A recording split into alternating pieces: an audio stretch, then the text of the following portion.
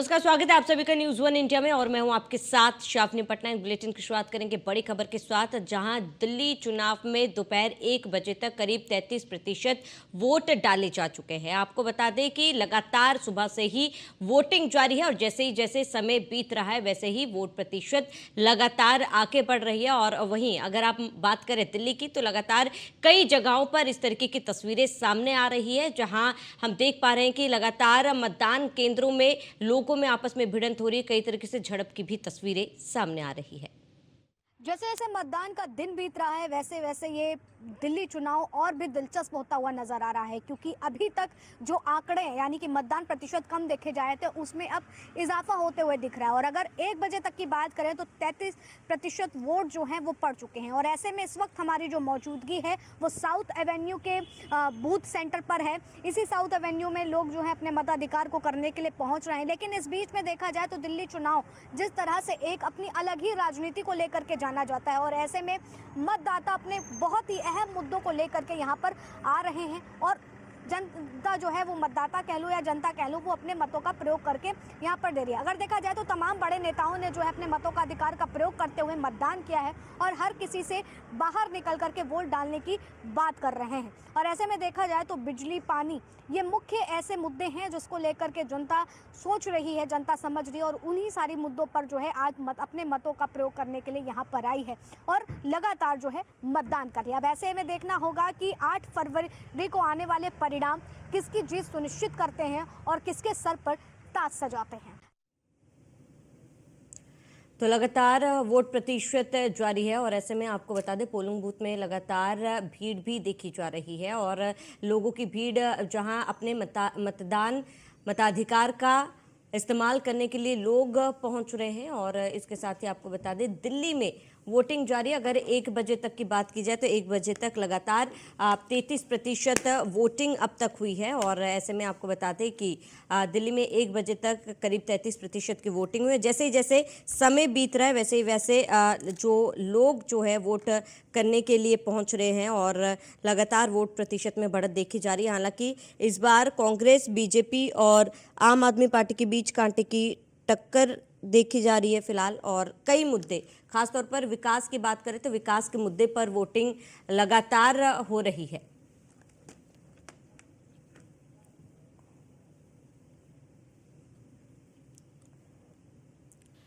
तो वोटिंग सुबह से लगातार जारी है और हमारे साथ हमारे गेस्ट चर्चा के लिए लगातार बने हुए रत्नेश मिश्रा, बीजेपी नेता हमारे साथ जुड़े हुए हैं और सर्वेश पाठक, पॉलिटिकल एक्सपर्ट हमारे साथ जुड़े हुए हैं। अब दोनों मेहमानों का फिर एक बार बहुत बहुत स्वागत है। सर्वेश जी, आपका रुख करूंगी। जिस तरीके से अगर हम मिल्कीपुर चुनाव की बात करें, सर्वेश जी आप कैसे देख रहे हैं? क्योंकि कहीं ना कहीं सीधी टक्कर समाजवादी पार्टी और बीजेपी के बीच देखी जा रही है, जहां बीजेपी ने समाजवादी पार्टी की जो फैजाबाद में जीत हुई थी लोकसभा चुनाव में उसे महज एक तुक्का बताया था।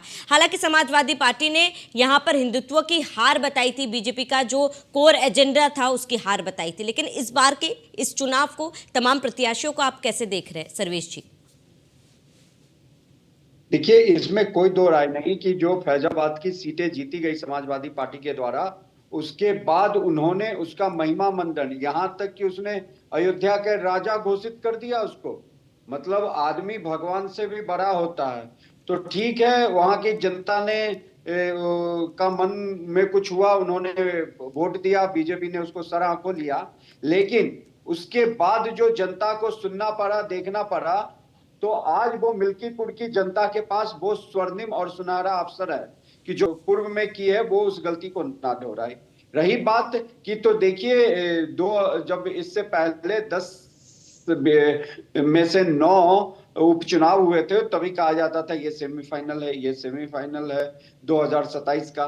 तो सेमीफाइनल तो बीजेपी ने बहुत ही, कहिए कि लैंडस्लाइड मार्जिन से जीत लिया था, 9 में से 7 सीटें। मिल्कीपुर का चुनाव अपने आप में अहम हो जाता है और ये यहाँ पे ये दिखाएगा कि कौन सी पार्टी की अपील, चाहे भारतीय जनता पार्टी ने भी पूरी जीतोड़ कोशिश की है। मैं एक बार इंटरनेट पे एक रैंडम वीडियो देख रहा था, वहां पे आम जनमानस से कोई यूट्यूबर बात कर रहे थे। उन लोगों का कहना था कि हमने जो गलती की लोकसभा चुनाव में इस बार मिल्कीपुर की जनता उस गलती को नहीं दोहराएगी। मतलब इसका मतलब शायद वो बीजेपी के फेवर में वोट करने के लिए वहां की जनता तैयार है।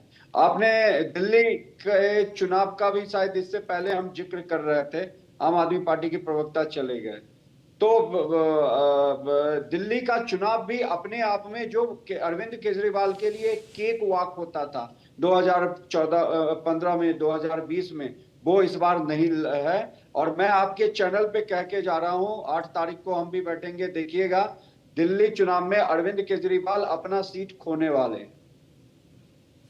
बिल्कुल सर्वेश जी, मैं लौटूंगी आपके पास। मैं रत्नेश मिश्रा जी आपका रुख करूंगी।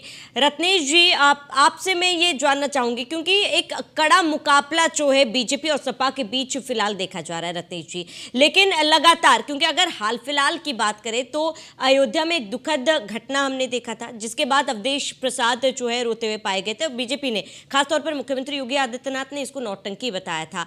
आपको लग रहा है कि इसका ये जो विक्टिम कार्ड यूं कहे या फिर जो रोने का वीडियो अवधेश प्रसाद का सामने आया था, उसका असर इस बार के चुनाव में या फिर वोटिंग में देखने को मिलेगा? देखिए, आपको, साथी पैनलिस्ट को और देश की जनता को मेरी तरफ से जय श्री राम।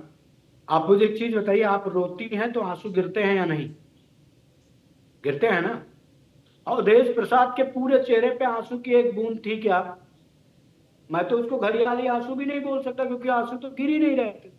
तो उनकी ये जो राजनीतिक नौटंकी थी, अपने अपहरणकर्ता बेटे को हारता हुआ देखकर उसका कोई प्रभाव नहीं पड़ने वाला। वो उस समय कहाँ थे जब रवि तिवारी को अपहरण करके उनके बेटे ने मारा पीटा और जान से मारने की धमकी दी, जब निषाद समाज की बच्ची के साथ बलात्कार करने वाले मोहित खान पे ये until unless I am not able फलेबल सलेबल बोलने लगे थे, सारी अंग्रेजी दिखने लगी थी। मिल्कीपुर की जनता जानती है, और मिल्कीपुर की जनता ये भी जानती है कि किस पार्टी की सरकार ने उनके लिए विकास किया और उनके लिए काम कर रही है। अभी आपके पीछे जो हमारे आम आदमी पार्टी के मित्र थे, उन्होंने दिल्ली चुनाव पे कुछ आंकड़े दिए थे, मैं वो सुनकर बड़ा सन्न रह गया। उन्होंने कहा कि दिल्ली में उन्होंने 10,000 किलोमीटर सड़कें बनवाई हैं और 66,000 किलोमीटर उन्होंने वो पाइपलाइन डलवाई है। दिल्ली का पूरा एरिया ही 1483 स्क्वायर किलोमीटर है, और अगर उसकी पूरी की पूरी एक तरफ से लंबाई देख ली जाए तो अधिकतम 51 किलोमीटर और चौड़ाई देख ली जाए तो अधिकतम 49 किलोमीटर। मतलब इन्होंने सड़क के ऊपर सड़क बनाई, फिर सड़क के ऊपर सड़क बनाई, फिर सड़क के ऊपर सड़क बनाई। मतलब एरिया है हमारे पास 1483 स्क्वायर किलोमीटर और सड़क बना दी 10 लाख स्क्वायर किलोमीटर। वाह रे आम आदमी पार्टी के प्रवक्ता और उनका गणित।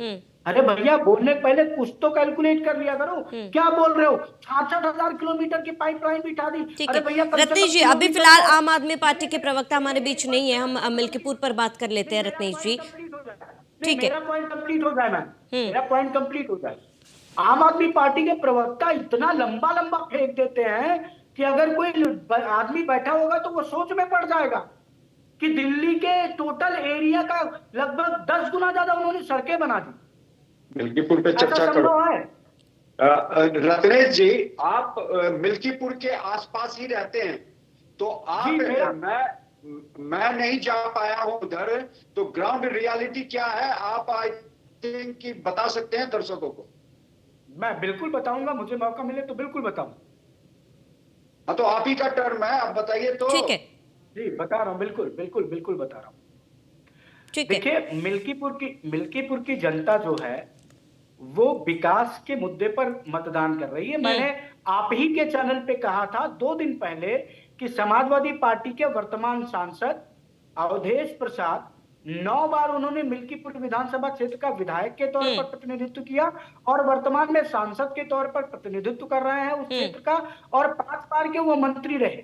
वो 9 कार्यकाल के 9 काम गिना दे, एक कार्यकाल का केवल एक काम गिना दे, मैं मान लूंगा कि जनता के लिए उन्होंने काम किया हो। काम किया होता तो रोने की जरूरत ही नहीं पड़ती। हमने काम किया, हम बता रहे हैं कि हमने अयोध्या से लेकर रायबरेली तक जो हाईवे था उसको 4 लेन किया। हमने जो इनायत, आप सुन लीजिए हमने काम क्या किया है। हमने इनायत नगर बाजार से वाया आस्तिकन धाम होते हुए बीकापुर की रोड को हमने बनाया। हमने इनायत नगर बूथ नंबर 4 से लेकर और उसके बाद बीकापुर को जोड़ने वाली सड़क को हमने बनाया।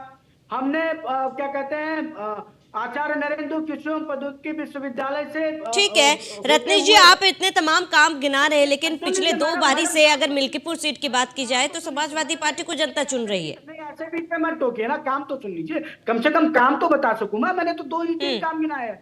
और सुन ठीक है लीजिए। रत्नेश जी, मैं लौटूंगा आपके पास। हमारे साथ समाजवादी पार्टी के नेता डीपी यादव भी जुड़ चुके हैं। डीपी यादव जी, आपका बहुत बहुत स्वागत है। डीपी यादव जी, आज जनता मिल्कीपुर में वोट लगातार डाल रही है, तमाम मुद्दों पर वोट डाला जा रहा है। हालांकि बीजेपी ये कह रही है कि इस बार बीजेपी की जीत सुनिश्चित है। आपको लग रहा है कि एक टफ फाइट है बीजेपी समाजवादी पार्टी के बीच? जी देखिए, निश्चित रूप से मिल्कीपुर में समाजवादी पार्टी की जीत हो रही है। और मैं अभी रत्नेश भाई को सुन रहा था, रत्नेश भाई ने जिस प्रकार से, मैं उन्हीं की बात को दोहरा रहा हूं कि बताया कि अवधेश प्रसाद जो है वहां पर 9 बार के विधायक रहे और वर्तमान में सांसद चुने गए। ये बताइए, कोई भी व्यक्ति 9 बार विधायक कैसे चुना जा सकता है अगर वो जनता के हित की बात न करे, अगर वो कहीं ना कहीं वहां से जुड़ा न हो? तो 1-2 बार बाय डिफॉल्ट हो सकता है, 9 बार तो नहीं हो सकता है। और 9 बार के बाद बताइए, एक सामान्य सीट पे अयोध्या फैजाबाद की सीट एक जो है जनरल कैटेगरी के लिए थी, लेकिन उस पर जिस प्रकार से आदरणीय अखिलेश यादव जी ने पासी समुदाय से आने वाले अवधेश प्रसाद को टिकट दे करके और संसद में भेजने का काम किया, ये सामान्य घटना नहीं है। ये भारतीय लोकतंत्र के इतिहास में बहुत बड़ी घटना है। और जब इसका विश्लेषण होगा तो कहीं न कहीं आदरणीय अखिलेश यादव जी का नाम बड़े अक्षरों में लिखा जाएगा। बता दें यार, रत्नेश जी बैठे हुए हैं, भारतीय जनता पार्टी ने किसी सामान्य सीट पर किसी दलित को टिकट देकर के संसद या लोकसभा या विधानसभा में भेजने का काम किया हो? नहीं किया है। तो निश्चित रूप से अवधेश प्रसाद के बेटे अजीत प्रसाद की वहां पर ऐतिहासिक जीत होगी। भारतीय जनता पार्टी लाख कोशिश कर दे। और हम लोग गए थे चुनाव प्रचार में, जिस प्रकार से वहां भारतीय जनता पार्टी कहीं न कहीं लोकतंत्र की हत्या करके, शासन प्रशासन का दुरुपयोग करके चुनाव को प्रभावित करने का काम किया, इसको लेकर के लोगों के बीच काफी नाराजगी भी है मिल्कीपुर के लोगों के बीच में। और जिस प्रकार से भाजपा का जो उम्मीदवार चंद्रभान जी है वो गुजरात से आए हुए हैं, इसको भी लेकर के नाराजगी है लोगों के बीच में कि एक बाहरी उम्मीदवार को आप क्यों यहाँ पर भेज रहे हैं, क्या यहाँ कोई लोकल नहीं है भारतीय जनता पार्टी का? तो ये तमाम फैक्टर हैं जो भारतीय जनता पार्टी को हराने का काम करेंगे। और समाजवादी पार्टी के पक्ष में पूरी तौर से माहौल है। समाजवादी पार्टी इस बार भी मिल्कीपुर के ऐतिहासिक मतों से जीतेगी। ठीक है रत्नेश जी। आप देखिए, इन्होंने पहली बात हमारे प्रत्याशी को लेकर झूठ बोला। इन्होंने कहा कि हमारे प्रत्याशी गुजरात से आए। आप एक चीज बताइए, जब आप जिला पंचायत सदस्य या क्षेत्र पंचायत सदस्य या ग्राम प्रधान चुने जाते हैं तो उसके लिए मैंडेटरी होता है कि आपका उस ब्लॉक में नाम, वोटर लिस्ट में नाम दर्ज हो। चंद्रभानु पासवान पूर्व में जिला पंचायत सदस्य रखे हैं, और वो भी बता देता हूँ मिल्कीपुर तृतीय से। उनकी पत्नी इस समय मिल्कीपुर तृतीय से वर्तमान में जिला पंचायत सदस्य हैं। तो क्या ऐसा संभव है कि बिना वोटर लिस्ट में नाम हुए और उस क्षेत्र का वोटर हुए बिना क्या कोई जिला पंचायत सदस्य चुना जा सकता है? हाँ, वो सैफई परिवार का हो तो हो सकता है कि लंदन में रहता हो, यहाँ विधायक बन जाए। फिलहाल यहाँ तो एक सामान्य परिवार के बच्चे के लिए ये बड़ा मुश्किल काम होगा। पहला झूठ जो इनका एक्सपोज हुआ। दूसरा, इन्होंने कहा कि वहां पर प्रचंड क्या कहते हैं वो धारा है समाजवादी पार्टी के लिए। तो चलिए मैं केवल 2 वर्गों की बात करता हूं। मैं 2 वर्ग हैं जो वहां पे लार्जेस्ट वोटर कम्युनिटी है। ब्राह्मण वोटर है 60,000। ये ब्राह्मणों से किस आधार पर वोट मांग रहे हैं कि पिछली बार समाजवादी पार्टी को आपने वोट दिया और आपने अवधेश प्रसाद को जिताया, तो अवधेश प्रसाद के बेटे अजीत प्रसाद ने ब्राह्मण युवक रवि तिवारी को पकड़ा और उसको अपनी गाड़ी में किडनैप किया, ले जाकर उसको मारा और जान से मारने की धमकी दी। और इस बार विधायकी का चुनाव भी जितवा दो, समाजवादी पार्टी को दे दो, तो इस बार रवि तिवारी जैसे तमाम ब्राह्मण युवाओं की हत्या भी करवा देंगे। अजीत प्रसाद इससे भी गुरेज नहीं करने वाले। तो ब्राह्मणों का तो इन ब्राह्मणों का वोट इस आधार पर पा रहे हैं। दूसरा, दलितों का वोट जानते, पिछली बार इनके पिताजी को अवधेश प्रसाद को आपने सांसद बनाया तो निषाद समाज की बच्ची का गैंगरेप हुआ, और गैंगरेप का जो आरोपी था उस पर ये until unless I am not unable पवेबल बोलते हुए नजर आए, तमाम सारी अंग्रेजी बोलते हुए नजर आए। और जब डीएनए टेस्ट में प्रूव हो गया कि गैंगरेप हुआ तो इनकी पार्टी के उस भदरसा नगर अध्यक्ष मोहित खान को हटाने के लिए भी एक बार भी ना तो रोए ना तो समाजवादी पार्टी से कहा। तो दलित समाज इस आधार पर ये वोट मांग रहे हैं। और आ जाइए, अब ये अन्य समुदायों से कैसे वोट मांग रहे होंगे? ये इस आधार पर वोट मांग रहे हैं कुर्मी समाज से, क्योंकि इनके जो मंत्री जी हैं, माननीय मंत्री जी, उन्होंने कुर्मी समाज के लड़कों पर कितने मुकदमे करवाए थे मंत्री रहते हुए, ये भी इनको पता होना चाहिए। कुर्मी समाज से इसलिए करोगे कि इस बार फिर पिछले कार्यकालों में मुकदमे लिखवाए थे, इस बार जेल भी भिजवाएंगे, इसलिए वोट दे दो। मतलब इनके पास विकास का कोई एजेंडा नहीं है। इन्होंने एक बार भी नहीं कहा कि पूरे डीपी यादव जी ने कि 9 बार विधायक रहते हुए अवधेश प्रसाद जी ने ये काम किया, इस काम पे हमने वोट मांगा। ठीक है, इसका जवाब लेंगे डीपी यादव जी से। रत्नेश जी, इसका जवाब लेंगे डीपी यादव जी से। उससे पहले सर्वेश जी, मैं आपका रुख करूंगी। सर्वेश जी, जिस तरीके से देखिए काउंटर किया जा रहा है, और अगर मिल्कीपुर सीट की बात की जाए, तमाम वादे विकास की बातें कही जा रही है। ठीक है रत्नेश जी, मैं लौटूंगी आपके पास। मेरा सवाल सर्वेश जी से। सर्वेश जी, अगर मिल्कीपुर सीट की बात की जाए, जिस तरीके से लगातार पिछले 2 विधानसभाओं में जो है समाजवादी पार्टी को बढ़त मिली थी, और अब जो है एक तरीके से यूं कहें कि समाजवादी पार्टी और बीजेपी की शाख दांव पर है। और बीजेपी ने इस बार, क्योंकि जो प्रत्याशी जो है इस बार बीजेपी ने बदला है, पासी समाज से जो है प्रत्याशी है, दलित पर भरोसा दिखाया, दलित कार्ड कहीं ना कहीं बीजेपी ने यहाँ पर खेला है। आपको लग रहा है कि ये गेम चेंजर साबित हो सकता है बीजेपी के लिए इस बार? देखिए श्रावणी, लोकसभा चुनाव में एक भ्रम की स्थिति पैदा की गई थी, और दूसरा क्या हुआ कि जो बीजेपी के कोर वोटर्स थे उनमें ये भ्रम आ गया कि हम तो जीती रहे हैं, और उन्होंने वोट ही नहीं डालने गए। जो मध्यम वर्गीय कहिए, अभी सबसे बढ़िया माहौल इसलिए बना पड़ा है कि जिस मध्यम वर्गीय और गरीब लोगों की ये महंगाई का कह रहे थे, ये कह रहे थे, वो कर रहे थे, केंद्रीय बजट में उस मध्यम वर्गीयों को 12 लाख तक में पूरे भारत की 80% जनता आ जाती है 12 लाख के उस ब्रैकेट में। तो उन्होंने, बीजेपी ने तो उन सारी जनताओं को ले लिया। रही बात कि क्या विकास का कार्य क्या हो रहा है, अभी जैसे रत्नेश ने बोला, तो हमारे डीपी यादव जी एक काम उनका गिनवा देते अवधेश प्रसाद का, कि वो विधायक रहते हुए उस मिल्कीपुर की जनता के लिए क्या क्या काम किए। आपका काम बोलता है, केवल जातीय फैक्टर एक बार आप उसको भुना सकते हो, हावी हो सकता है, लेकिन हर बार उसको आप नहीं कर सकते।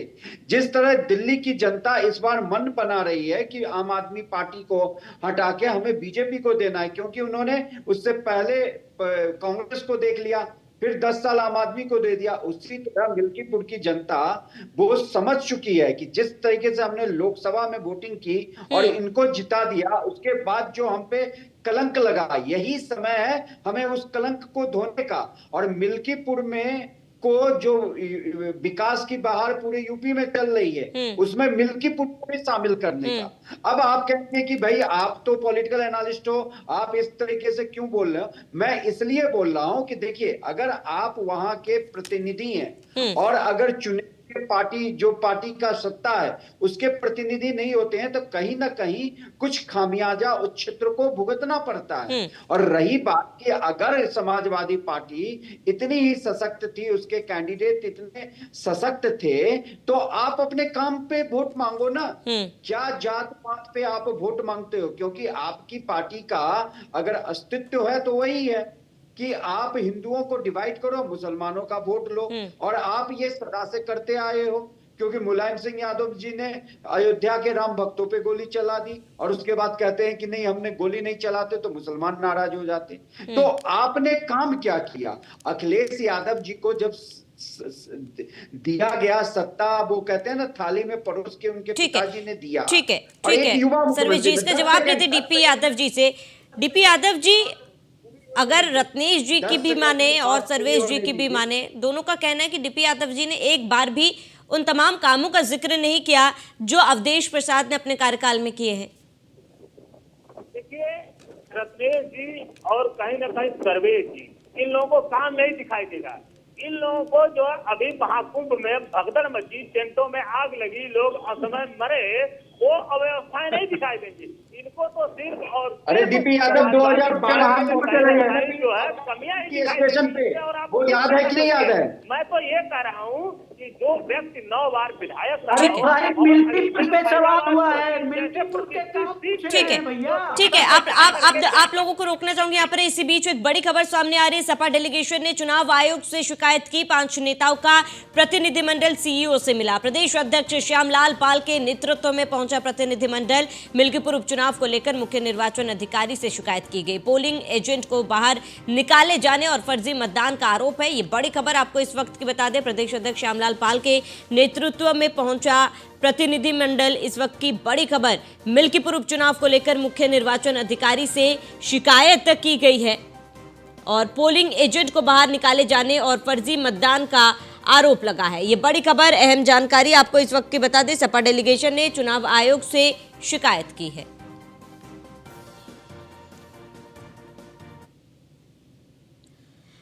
तो लगातार इस पूरे मामले पर चर्चा जारी है और ऐसे में रत्नेश जी, आपका रुख करूंगी। रत्नेश जी, सपा डेलीगेशन चुनाव आयोग के पास गई थी, उन्होंने शिकायत की है वहां पर।